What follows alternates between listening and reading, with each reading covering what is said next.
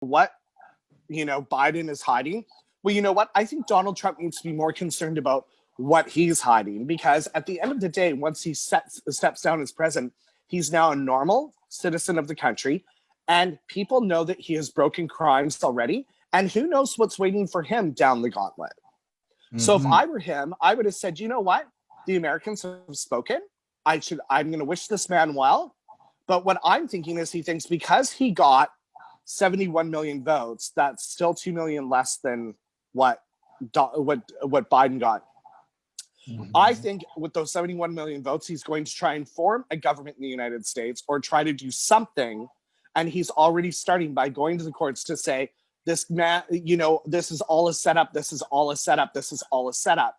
Well, you know what? All those ballots came from boxes, and they're from your voters. How many people have you pissed off in the last 4 years? These are the things that he has not acknowledged. The people that he's harmed in the last 4 years, and the way he did things to get them done. He stepped on toes. He acted offside. He acted unprofessionally. His tweets were obnoxious. He should have been banned from Twitter years ago. And even now, they're deleting every one of his tweets. Just delete his account. Take the ability for him. He is a gaslighter. Gaslighters need an audience. Well, I want to talk about Biden for just a minute. This is why I started with that story, because I want it to be clear at the direction that I think we should be going in. Yeah. The reason I keep talking, I want to talk about the Obama administration, is because I feel when you're the vice president and the president, you are the two really trying to make decisions about what's going to happen in the U.S. and what direction you want to take America forward. Now, the reason when I asked you about what Biden can do now that he didn't do when he was vice president with Obama, the two of them couldn't do anything, couldn't really get anything moving, couldn't really do much of anything. So what do you think he's going to be able to do now? Number one, he's 78 years old. Number two, the pandemic. Number three, the economy. Number four, education. Number five, how do you bridge the gap between the Republican Party and the Democratic Party, which is so far apart? Yeah. So how do you unite? How do you unite Americans with all of that divide? The problem is Trump supporters are so Trump supportive that when you look at that voting map, I don't see red or blue. I see a very divisive country that's in pain. So you have people who believe that Trump has actually catered to their abilities. These middle-class families believe that Trump has done something for them, but ask them if they still have the proper health care that they need. Ask them if they still have, access to education, and not just the schools and community colleges, but colleges that cost a bit more. Ask them if they got access to Pell Grants. These are things that, when he was the vice president, when Biden was vice president, he spearheaded that campaign for gay marriage equality, even though many years ago, and he apologized for it, he goes, 20 years ago, I couldn't speak up and say that it was right because I would have lost my supporters, and I understand that. But he came out when he knew it was right and said, you know what?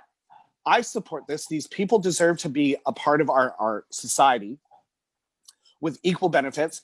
He also realized that as a military man, the amount of people that were coming out with PTSD and extreme depression and were ending up on the streets, and he enhanced services for them at the federal level to help them get free counseling, free access to rehab, free medical while they were in those places getting those services. And Donald Trump came in and scrapped that whole plan.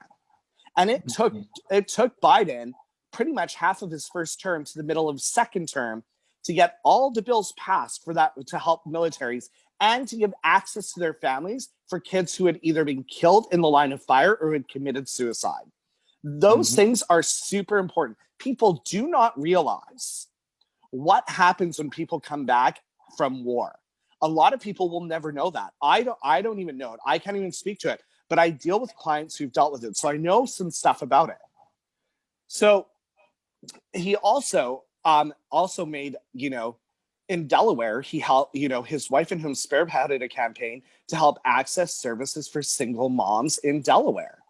So they've always been helping people. And even Jill, like I mentioned earlier, she teaches at a community college, even though she's had offers from, Harvard, she's had offers from Yale, because she believes that these people need access to education and to people from high caliber, because she did graduate from an Ivy League school. So she believes that people should have access to that kind of education, even at community colleges. So that stuff impresses me. So I believe moving forward, I think that Biden has been around this, he's been involved in government for nearly 50 years. So I believe that he has the skills and experience to actually mend fences with Republicans to get them to come to somewhat of an even playing ground once they remove Trump out of the picture. When you remove the gaslighter from the situation, now you have the ability to work with people, because not all Republicans were supporting Trump. They were supportive they saved face for the party. But I bet you if you went to every senator and said, when you voted for president, did you vote for Trump? Half of them would lie and say, yes, they did, but really they didn't. Because there were staunch, Republican states. I never thought I would see Georgia ever become a Democratic state. I never thought I would see that ever in my life. And clearly Donald Trump didn't. And even Joe Biden was surprised by that. He didn't think he was going to get Georgia. But people have spoken. People realize that they need Biden because Biden has the ability. If you watched his message tonight, his message was that level of hope that Obama had when he spoke. People are, on Facebook, this is the first time in 4 years I've seen happy, positive messages. Right? And then you see the occasional person who's a Republican going, yeah, I can't wait until this goes to court. This is the kind of anger that Donald Trump has brought out in people. He's excused racism to an nth degree. The minute he didn't go against white supremacy or say it's wrong, and he said, some of them aren't so bad. There needs to be an amendment in the United States that if your president's a shady asshole, you have the right to remove him. And I think that we're going to see amendments come into play with the Democratic Party, because Nancy Pelosi has just drawn up an amendment to give the rest of the government, the House and the Senate, the ability to remove what she views as an unfit president. So whether it be... That's not going to happen. Well, I hope... give her no power. Nancy's almost dead. They're not going to give her no power.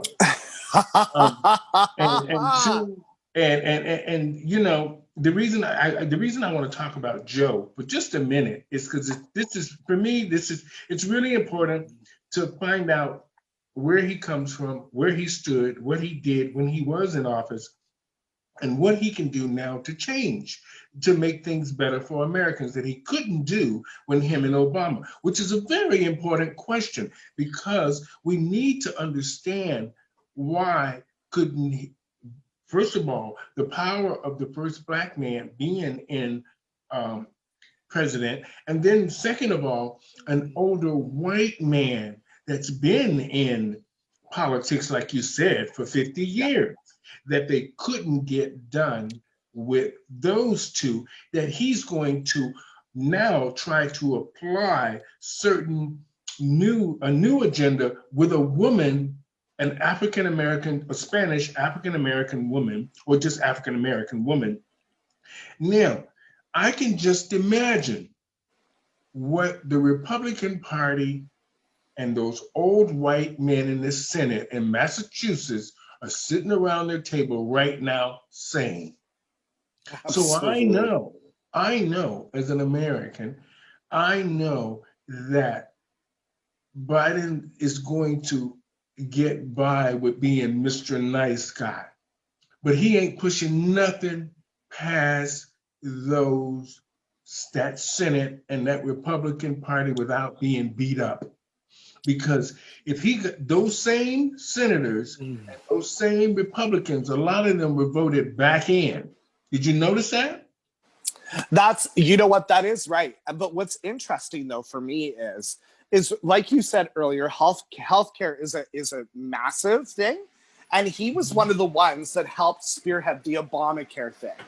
Mm-hmm. Now, the problem is that back then, that is when there was still no black marks against the insurance companies, right? Mm-hmm. Now, the insurance companies have been dragged to task by Elizabeth Warren on countless times in the House. Mm-hmm. And I believe that they're going to put together a government. They're going to have people in places where Wall Street and big pharma and and overpriced insurance companies aren't going to be getting away with what they got through in the past. And that would be the biggest contribution to the American people. Because you know what? I have a friend's mom who's Republican, and she needs a hip replacement and has no insurance. She's waiting for Medicare to come through. And what she thinks is that this was because of Obamacare. And I was like, I don't think it's about Obamacare. I think it's the American health system, period. And I don't think that it's a government thing. I think it's the government sideline, people can pay for healthcare. People can pay for healthcare. People can pay for healthcare. You know what? There are people paying $1,200 a month for their insurance down there. How are people expected to pay that? How is somebody on $40,000 a year expected to pay for health insurance? And I think the Bidens, particularly with, Biden's wife is going to play a huge role in the public. She's a woman that can speak to women regardless of whether they're Democratic or Republican. And I believe collectively, along with Kamala and along with the people, if you put Elizabeth Warren in a position where it allows her to go after people, you're going to see a lot of change on Wall Street. It's not about what Joe Biden can do. It's about Joe Biden putting together a team, a house of cards that can't topple. Because the problem is, and I've said this before and I'll say it again, I don't hate Donald Trump. But what I do hate is that he puts people in positions that are unqualified to do their jobs, like Betsy DeVos, Mike Pence, Sarah Huckabee Sanders, Kellyanne Conway, Mitch McConnell, people who are just as dumb as can be. And that is why you see what's happening in the United States. Donald Trump alone didn't get to do this. He had a whole team of assholes to come and back him up to do it. So what Joe does is he doesn't need to be picking his best friends. He needs to pick the people that are qualified for the jobs. Pete Buttigieg, PhD, Oxford, great. Has military experiences in management? Great, perfect. Let's put him as the Secretary of Defense. That guy will fix the military. That guy will look for ways to cut money back. He admits that they spend too much money on military. Pete Buttigieg is the biggest proponent of that, even though he was part of the military.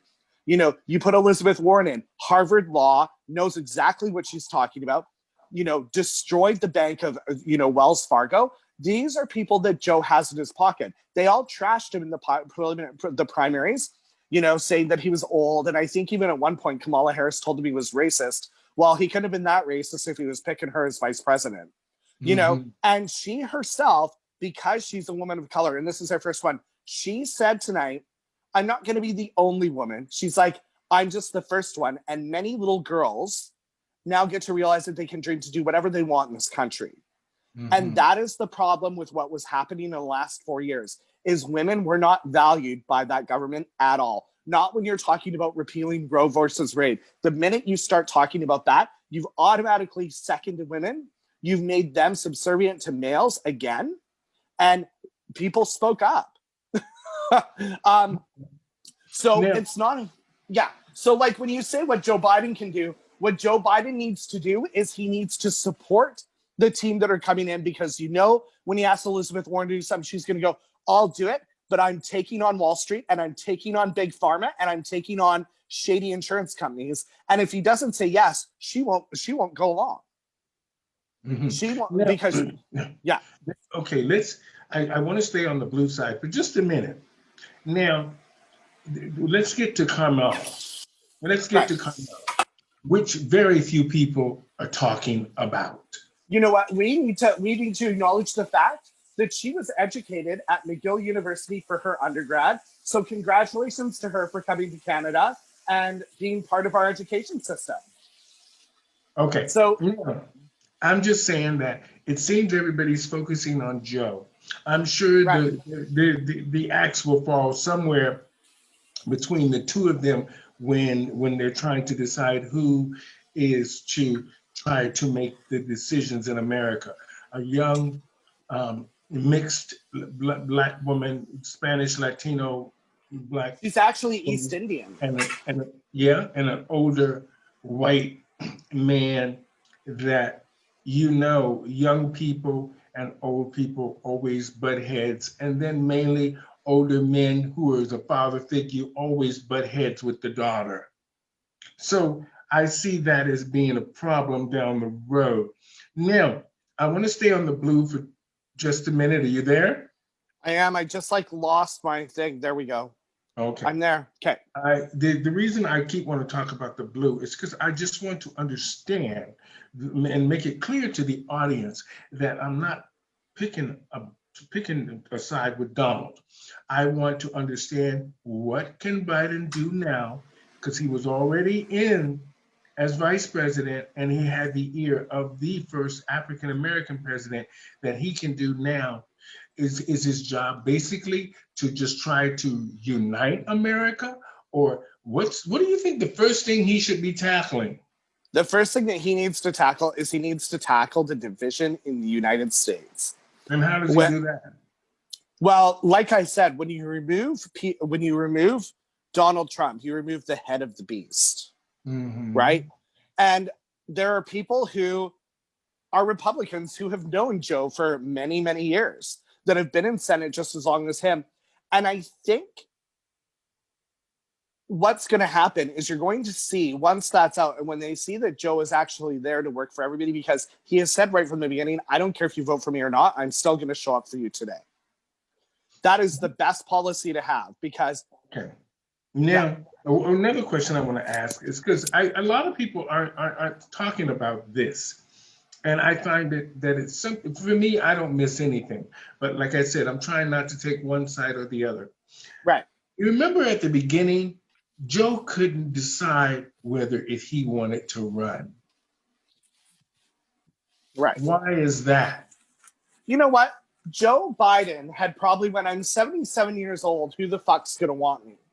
But I think somebody said, well, you know what? Donald Trump's a year younger than you. And then when he saw the list of candidates, right? Because my first choice was Pete Buttigieg, because you know what? We need to support our community. Even if we don't think that they're the number one, we need to support them. Pete Buttigieg showed up. He's not like every other gay man. He came out later in life, schooled at Oxford and learned how to speak Norwegian so he could read this book that was only available in Norwegian. Now, does he speak to every gay man on the block? No. And in fact, a lot of them came ahead of them and were ahead and said, especially in the South, they were like, he doesn't represent me. Well, of course he doesn't, because he doesn't work at Starbucks. So, okay. So what do you think? I'm going to move in the middle now. I'm going to try to move to the middle because I want to connect the two. Yeah. I know you were frustrated with me asking you so many questions. Well, no, I'm not frustrated. But what I'm saying is they needed Biden to come in because they knew that the rest of the primaries that were up on the slate were going to come up. And that I think what the problem was is they knew that Bloomberg was planning to sponsor himself. Mm-hmm. And they knew that Bloomberg would buy everybody out on that thing. But they knew the one person that he couldn't buy out was Joe Biden, because people had wanted Joe to run for president for years. Mm-hmm. And, he was planning to do so at the end of his second term with Obama, but then his kid was diagnosed with cancer. And so he decided to be a dad.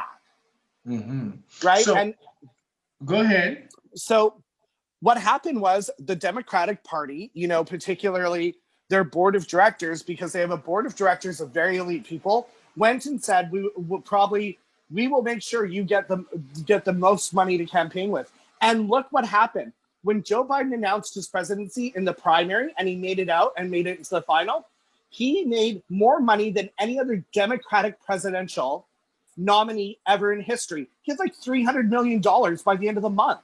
Mm-hmm. That's insane. Okay. Now, what I want to ask is this, do you think Joe as well. I think that people are playing into that. 1 second, I have to put my phone down for just 2 seconds. Okay. Oh, fuck. I'm trying to cook my dinner at the same time. Oh, well, we'll be done shortly, so we won't ramble. I'll get on to Donald in a minute, but I just want, No. I'm trying to connect it. I want it to Yeah. make sense. So what happened, Stephanie, is they told him that he was the best possible chance and the only one that could be the head of state to fix this problem in the United States. Because I love Pete Buttigieg, but do you think, as the mayor of South Bend, Indiana, and you know what, God bless him, he did some great things there. Do you think that he has the skills and the ability to fix an entire nation based on his resume? No. Kamala Harris and Elizabeth Warren. Elizabeth Warren was my diehard favorite to make it out of primary. I really, really wanted her to be the first female president because she's tough and she doesn't take shit. But you know what? The states are still not ready to elect a female candidate, right? And so the Democratic Party realized that the only one that could legitimately stand up to Donald Trump and to outmaneuver him game-wise was Joe Biden, and that was strictly based on his resume. Because you can't tell me after 47 years, he doesn't have extensions into contacts. Like, he has contacts from 40 years ago that probably backed him. Those people do not have those backings that were on that stage. So he, no matter how hard they tried, he wore every one of them out by the last primary. I mean, when he got Elizabeth Warren to like finally bend, I thought she did it because he was going to make her vice president. She would have been a great candidate for vice president, but he was smart. He goes, I'm going to pick Kamala. She was the first one out, but she has a great resume. She's a person of color and she's female, and we need to start bringing that into our government. So there's a lot of things that Joe Biden has already done in his presidency that nobody else has. He's brought a female of color in, right? They run on a ticket together. So it's not like he runs and then he goes, oh, by the way, I'm electing Kamala Harris. They knew right from the beginning that when he announced that the vice president-elect was going to be a woman of color. So he's already done something that he never did as vice president. He's done something that no president has ever done. And he made sure the Americans were good with it. Okay, just this question here, and then we're going to get on to Donald. We're going to get on to the where do you think the voters, who do you think the voters were for Biden? Who do you think the voters, what class of people you think were the voters for Biden? Or do you think it was across the board? I think it was one class of people, but I'm going to let you tell me. I don't think it was one class of people at all. I think that it was a lot of people from a lot of places. I think that we had the old rich white dudes voting for him. But more importantly, I think we had the college kids in the blue states backing him. And the women backed him too. So, but what was interesting was in Florida, Donald won with Spanish people down there and the Cubans. And I'll never know why. So, but it seems like there was 73 million people who voted. You know, 73 million people in the States aren't all from one class. So just like I think a lot of young people in red states voted for Donald Trump.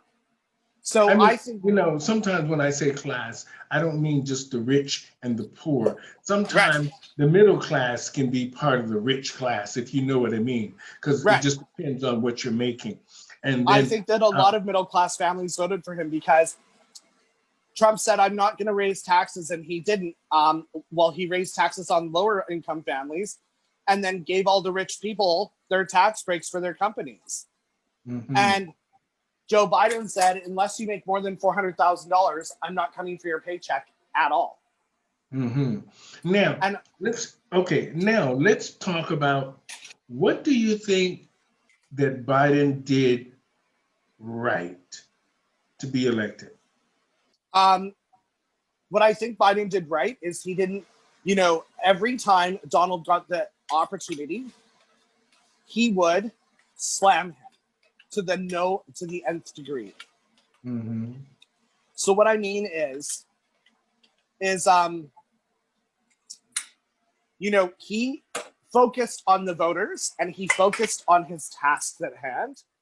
And he didn't get up and he didn't go, oh, that fat orange bastard, this is what he's doing. What he did say, if I'm going to defeat Donald Trump to help you out, this is what I need from you. Trump would get up and go, oh, did you see Sleepy Joe the other day? So character assassination right off the front, right off the top, imitating him at his pulpit. Not acceptable. You're not running for last comic standing. You're running for president of the United fucking States. You need to speak like a president. Presidents don't go around mocking people. They don't go around slamming people. People think that Joe is not well. Joe has a stuttering problem. And so instead of stuttering, Joe will stop speaking and re-gauge himself. And he has talked to people about it many times. Yes, he's had a heart attack. Guess what? Donald Trump's had 2 of them. Donald Trump, look at Joe Biden. Look at his body compared to Donald Trump's. Mm-hmm. Okay. All right. I understand where you are with it. Now, let's talk about the Donalds. And now, girl, I know we can sit here and bash him all day, but honestly, Chad, did Donald do anything right? He did do a couple things right. So let's talk about that. Okay. He did what he made an attempt to have homosexual decriminalized in African countries and the Middle East. So he did go and but anybody would be able to say, hanging them and throwing them off buildings is not okay. He also exposed a pedophile ring, which was the result of Jeffrey Epstein being arrested. And, sadly, we'll never know the story because he killed himself in prison. Mm-hmm. But at least Donald had the ability to go, oh, pedophilia, wrong. So he did those things. He did increase the job market briefly. And people think that it was COVID that ruined the job market. But the job market had started to fall just prior to COVID in the fall. And that is because of changes to taxes in specific states of federal governments. Mm-hmm. Now, he did increase the production of oil in the United States. And he made it profitable again. Mm-hmm. People think that Joe Biden is against oil and he's going to ban fracking. And that's not what's going to happen. Kamala Harris has said she's against fracking, but Joe Biden has already said he will not support a bill that bans fracking because he knows that people buy those farms to make that money. It's not fair. Mm-hmm.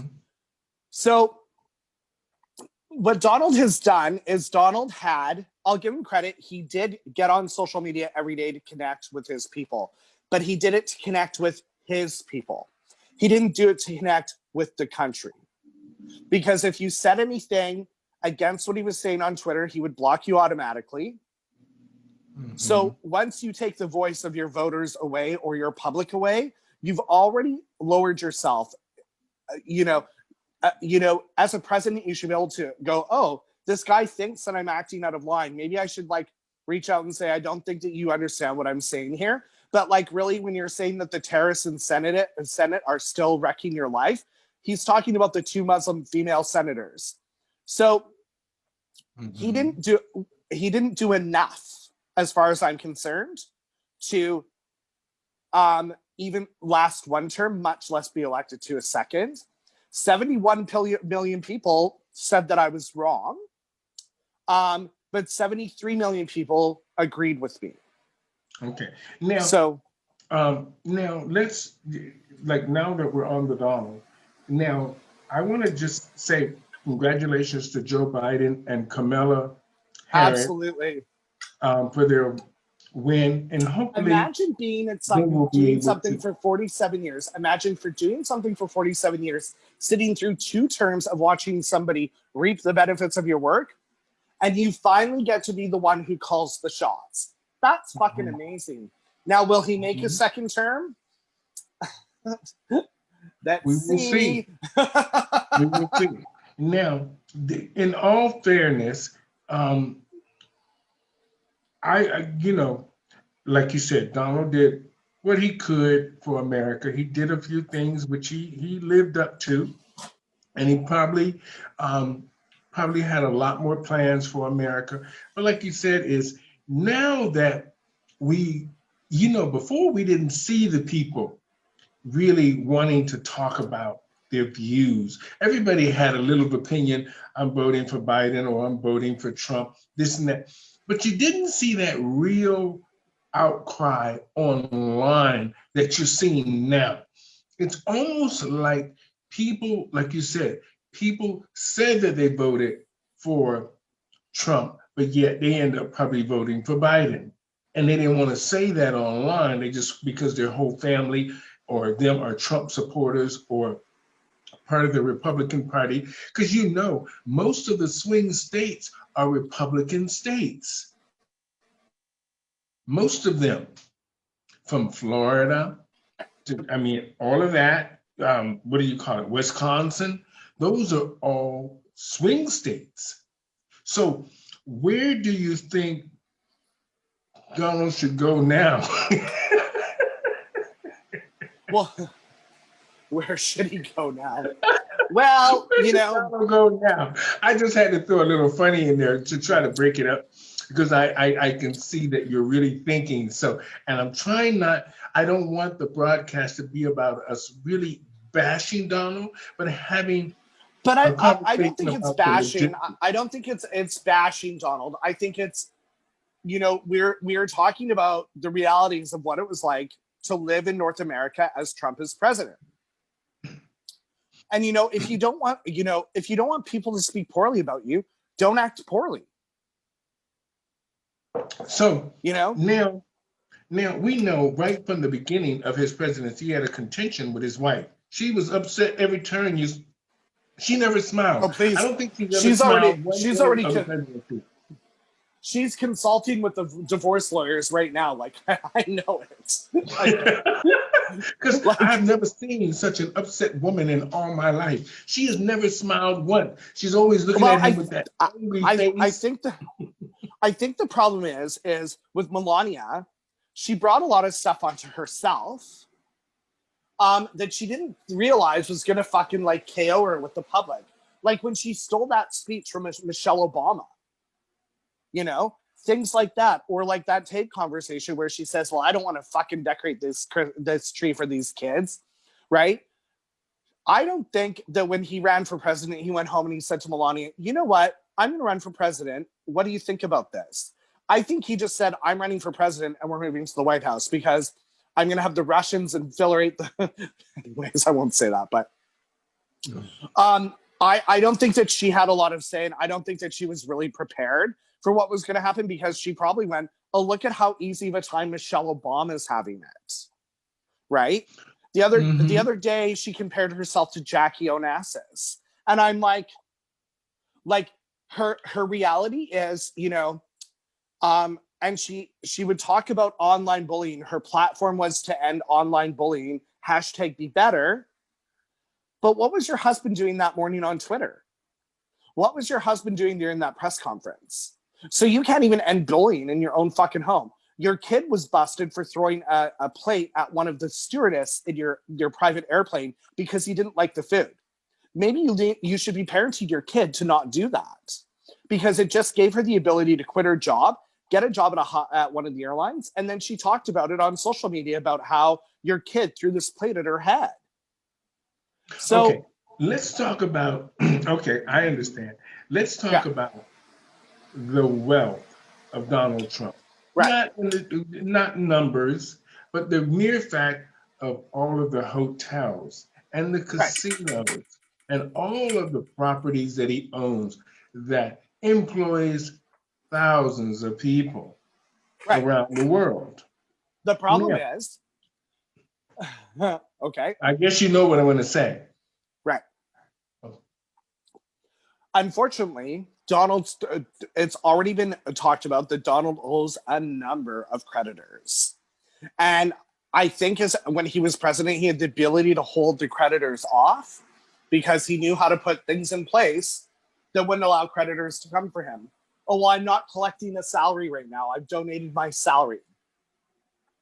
Well, now he's not the president of the United States anymore. He no longer has access to special counsel. Mm-hmm. So what's going to happen is you're going to see a lot of employees out of work because people are foreclosing on businesses right, left, and center. They're going to say, you know what, it's COVID, you've made no money, your business is down, your hotels aren't full. I mean, they just closed him down in Vancouver. Mm-hmm.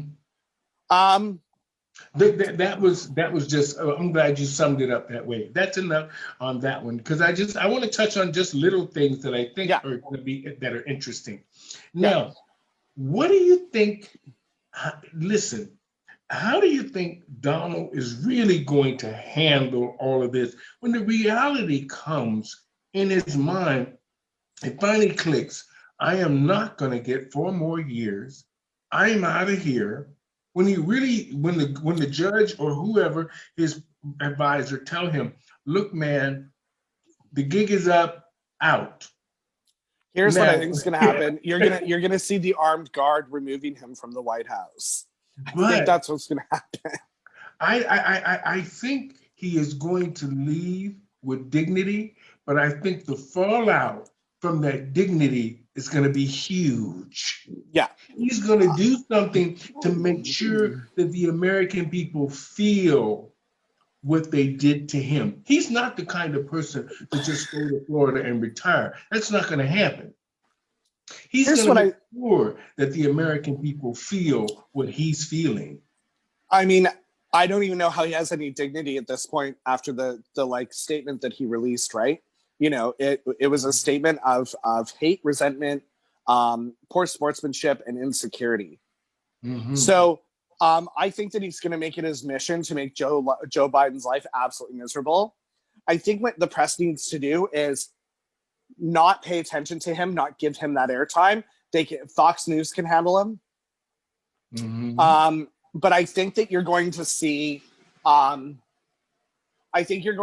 Donald Trump disappear. I think that he, you know, much like Nixon, he'll disappear. I don't think the same way as Nixon, but I think that, you know, Donald Trump probably won't be the one that gets invited to the State of the Union address in the new year. Like, he disinvited Obama his first term. Mm-hmm. And I think that, you know, somebody's probably going to repay him for that, right? I don't think that you'll see a lot of people, you know, quick to sit at a table with him at government official. I mean, today there were a number of world leaders who unfollowed him on Twitter. They just went, you know, Angela Merkel announced, she was like, I no longer have to work with this guy. The Prime Minister of Holland did the same thing. You know, there was a number of them. Canada, Trudeau blocked him on Twitter. You know, and I think that, you know, those are things that he needs to look at, and he needs to realize that these are the situations that he created for himself, that this isn't what the public did. This is what he did. It was his behaviors that did it. It was his, you know, he had a team of people. Yeah. But he could have said, you know what? Everything's making me look like an asshole. I need to stop this today. Mm-hmm. And he never once stopped. He only got worse and worse and worse and worse and worse. And then he would call them out. If a movie star called him out, he would say, oh, they're nothing but an actress. Well, what were you doing on your show, The Apprentice, you moron? You weren't an actor? So, okay. Yeah, I think that. So what do you think? So what were the numbers? 73. Hold on, I'm going to look. So thank you guys so much for joining us here on Pronoun TV and the Stephanie Stevens Show.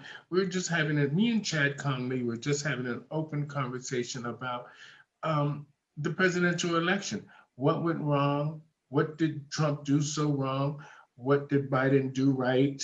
What didn't they do that they could have done better? Who is Kamala Harris? Who is going to really unite the Americans? And is this a reality?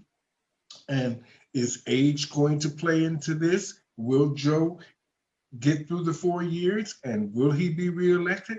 These are things that Americans will be talking about in between 4 to 5 years from now. And it's my wish that everybody could just get along and try and make our lives better by having a So, government that listens to us. And like I said, hopefully now that Biden is in place and with an African American, or what was her background? Indian? she's East Indian and African American. She's absolutely gorgeous. Okay. She's Um, Indian African American. So maybe this will give Americans who a part of the, just say we're all immigrants from around the world, given that person no understanding that she was an immigrant in America, and she can now try to help other immigrants do better and have better. And so overall, what were the the numbers? votes 71 million for Donald Trump and 73 million and change for Joe Biden. Okay, so Chad, I just want to say it was interesting. I know you have some really strong views on Trump, and you made them very clear throughout the show. And this was fun. And It I know was. you want to get your dinner out, but I'm glad I was able to give you a shoulder to lean on and express the way you felt. And Well, and you too, because you're an American by birth. I mean, you must have had an absentee vote in there. I had my vote in there. I just didn't want to. I try not to, tell people exactly who I voted for, but I'm a journalist. I'm an actor. I'm a performer, and I'm on the side of good. So at the end of the day, hopefully something good came out of all of this, if you catch my drift. And and I think in the long run, we're going to be okay, or hopefully we're going to be okay. And hopefully Joe stays strong and healthy and can get through Yes. these 4 years. Because for the first 4 years, you're not going to get anything accomplished, really. You're just going to be in there trying to mend those fences. And I those think that's I think that's what the Democrats wanted from him, was to go in and mend those fences, because I mean, it's always been red versus blue for, centuries, and but it's never been this divisive. Mhm. And so I think they're going to put him in there because he's on the conservative side of a Democrat. He's not like Kamala is far left. He's not. So I think he's the balance that they need to get that sort of respect back in the Senate, respect back in the House, respect back internationally. I mean, people think that the presidential, team of the United States is a fucking joke. Like they don't understand how this guy just goes around all day spouting off his mouth and gets to be a president. Well, at the end of the day, good came out of all this. Like they said, the skies are blue and the sun is shining. So we're going to leave it with that. And thank you, Chad, so much for having this wonderful conversation with me. And we now have the 46th president of the United States, and he is who? Yeah, Joe Biden. There you go. Thank you, Chad. We'll Thank talk to you, you Stephanie. soon. Take care. Bye-bye. All right. Bye.